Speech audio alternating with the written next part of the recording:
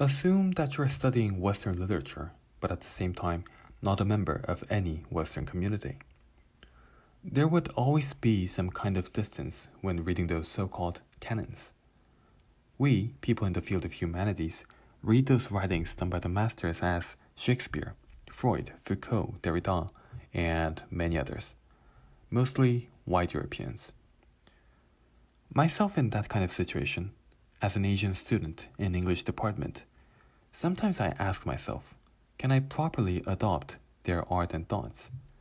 Can I, really, as a student born and raised in the non-West for my whole life, properly enjoy Shakespeare's drama or exercise Western philosophy?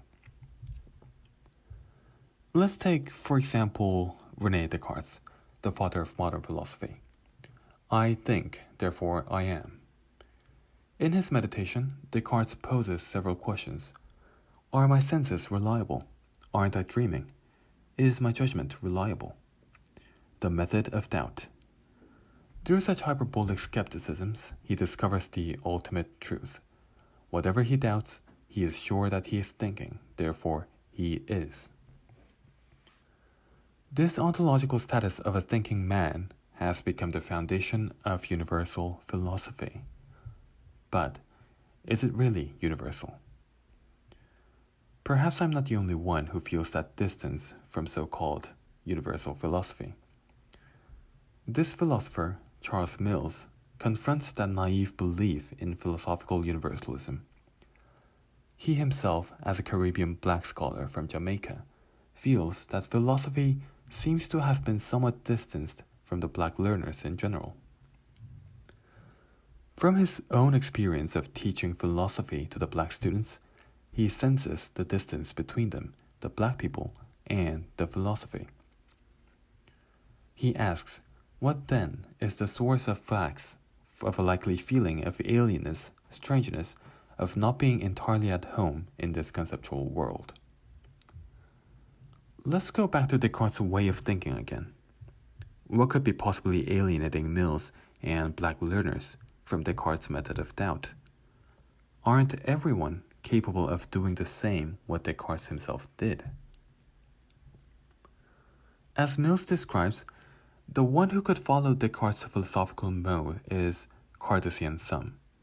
He or she is a European modernity thinking of its own possibly unreliable perceptions, whether mind exists. However, Mills claims that there were human beings who are not approved for such mode of being, that is, sub-person, which is human in some respect but not in others. What Mills has in his mind is, of course, the black slaves at Descartes' time. They are the non-Cartesian sums, whom Descartes quite never addressed. Maybe I could explain the ununiversalism of Cartesian philosophy by asking, where does Descartes start his examination? He starts from his sense of existence that he is here, sitting by the fire, wearing a winter dressing gown, holding this piece of paper in his hands, and so on. Inside the stove-heated room does he sit and start the project of doubting his own body. Is that starting point a universally available mode of thought? Can anyone do this? Probably not. Not at least back in Descartes' time. To black slaves who are loaded on the slave trade ships like commodities, whose all limbs are shackled, rolling over blood, excrements, corpse, and literally all those quote-unquote shits.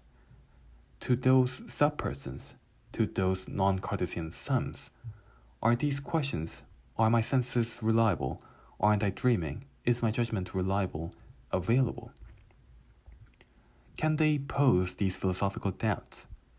What a conceptual luxury to doubt one's own body in the middle of physical suffering.